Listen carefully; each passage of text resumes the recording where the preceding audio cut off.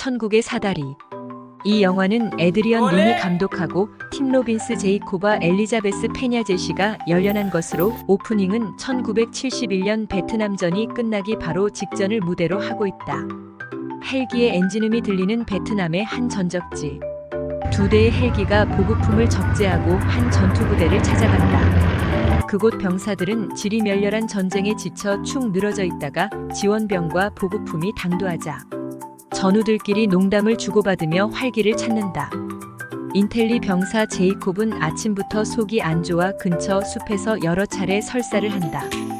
그러던 중 갑자기 공격 명령이 떨어지고 병사들은 갑작스런 전투에 우왕좌왕한다. 전투 중에 그는 칼에 찔려 정신을 잃고 마는데 장면 전환이 이루어지며 20년 후 뉴욕 지하철 안에서 그는 다시 사복 차림으로 졸다가 눈을 뜬다.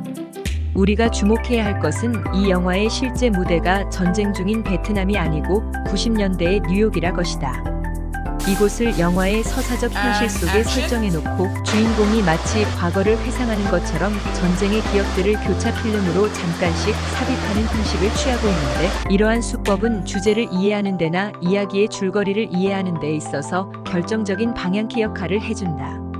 사건의 진행상으로 살펴본다면 처음 장면에서 칼을 맞고 쓰러졌다가 구조된 제이콥이 뉴욕으로 돌아와 현실을 지낸 것이 아니라 막사에서 사경을 헤매다가 결국 버티지 못하고 죽는 것으로 영화가 이상스럽게 끝난다.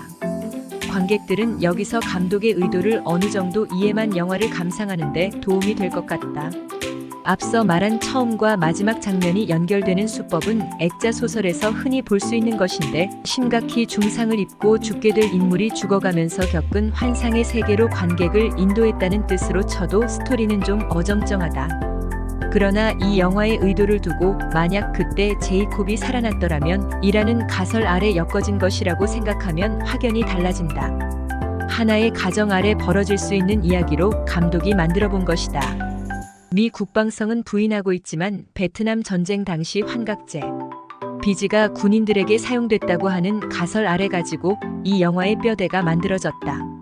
주인공이 겪어가는 공포스러운 환각의 원인을 관객들이 조금씩 알게 됨에 따라 극적 긴장은 더욱더 고조된다. 대개 절대 권력에 의해 자행되는 반인륜적인 전쟁 프로그램이 그렇듯 그 결과를 은폐하려는 작태 얼마나 추악할 것인가.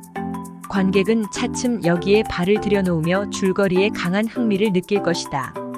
여기서 그가 정말 전쟁 중에 살아나 리얼하게 증언한 것처럼 이야기를 꾸며가지 않고 죽어가는 사람의 환상으로 처리한 것은 줄거리의 당위성을 줄이는 역할을 하고는 있지만, 감독의 상상이라는 하나의 가설이 이 엄청난 음모를 고발한다는 뜻을 넉넉히 들을 만하다.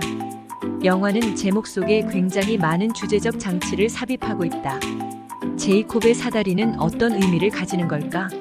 우선 그 뜻은 천국으로 들어가는 통로를 의미하며 겉보기엔 축복과 영광의 길이지만 뒤집으면 역설적으로 죽음의 길이기도 하다. 다시 한번 제목이 가진 상징의 의미를 새겨본다면 다음과 같다. 서양에서 계단 혹은 사다리 이미지는 성서에 등장하는 야곱 제이콥과 밀접한 관계가 있다. 야곱에겐 어머니 뱃속에서부터 서로 먼저 태어나려고 싸웠던 쌍둥이 형이 서 있었다. 야곱이란 이름에도 그런 뜻이 드러나 있다. 야곱이란 말은 히브리어로 발 뒤축을 잡고 태어난이란 뜻인데, 서로 먼저 태어나려고 드자비를 하다가 에서가 먼저 나오고 나중에 야곱이 에서의 발 뒤축을 잡고 태어났다는 것이다. 커나가면서도 둘은 경쟁과 대립관계를 계속 유지한다. 사냥꾼 에서와 집에 있길 좋아하는 야곱. 둘은 성격도 판이하다. 그러다가 어느 날 사냥에서 돌아온 형 에서가 배고파하자 약삭빠른 야곱이 치사하게 팥죽 한 그릇으로 장자 상속권을 헐값에 사버린다. 그리고 결정적으로 야곱을 편애하는 어머니와 짜고 에서로 변장해서 에서에게 돌아갈 하느님의 축복을 가로챈다. 이리하여 에서에게서 생명의 위협을 느낀 야곱은 도망을 치게 되는데, 도망치는 도중에 벌판에서 돌 하나를 베개 삼아 잠이 들었다가 꿈을 꾼다.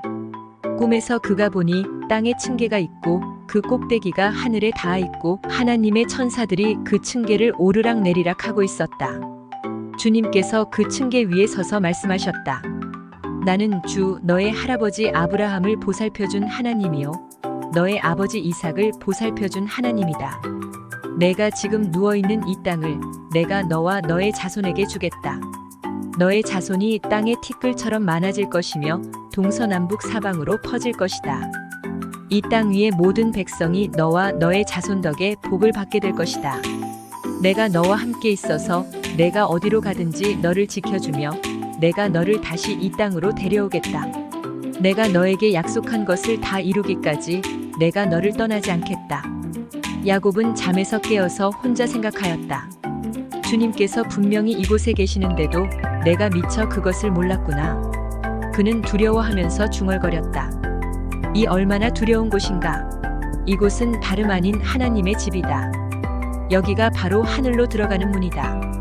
야곱은 다음날 아침 일찍이 일어나서 베개 삼아 벤 그 돌을 가져다가 기둥으로 세우고 그 위에 기름을 붓고 그곳 이름을 베델이라고 하였다. 창세기 28장 1219절. 성서의 지문처럼 야곱 제이콥 주인공의 이름이기도 함이란 말에서 볼 수 있듯이 승리의 발 뒤축을 잡고 축복으로 태어난 전쟁 지원용 환각제사달이란 여기서 환각제의 속어로도 쓰임까 아군을 죽음으로 몰고 간 내용을 갖고 있는 것으로 보면 그 안에 서사의 주제를 정당히 녹여낸 제목의 선택에 탄복이 절로 나올 정도이다.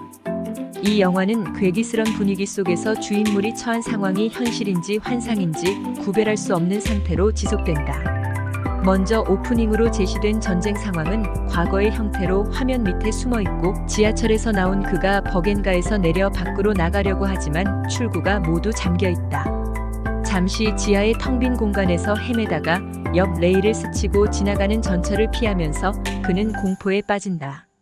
지하철에서 겪은 공포의 순간처럼 그는 현실에서 예전 베트남에서의 악몽을 드문드문 기억하기도 하지만 제대로 기억할 수가 없고 그때 받았던 어떤 충격이 현실의 삶을 뒤죽박죽으로 만든다. 그는 정신병자처럼 심각한 환영에 시달리고 공포에 빠지는 이유가 전쟁의 후유증이란 것을 깨달으며 자신의 병을 극복하려고 애를 쓰지만 무엇 하나 해결이 되지 않는다.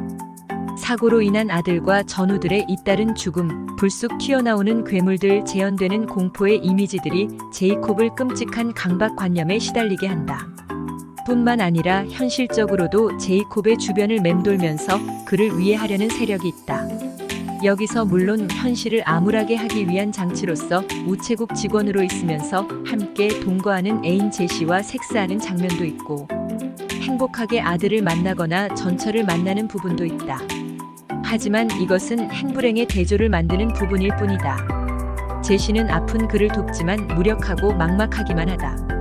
이러한 심상치 않은 징후들 속에서 제이콥은 자신과 베트남 참전 당시의 부대에 어떤 거대한 음모가 도사리고 있음을 차츰 알게 되고 진실을 찾아 나서는데 나중에 화학실험에 의해 전투력 증강용 증오 촉진 환각제를 사용했다가 실패하게 된 참전 관련자의 진술을 듣고 받아들이기 싫은 현실 죽음을 받아들이는 이야기로 이 영화는 끝을 맺는다.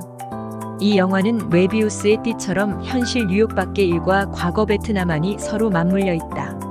현실적 시간으로 계산한다면 말도 안 되는 이야기이면서도 만약 그때 그가 살았더라면 이라는 가설을 바탕으로 서사를 전개한다면 충분히 끌어낼 수 있는 이야기이기도 하다.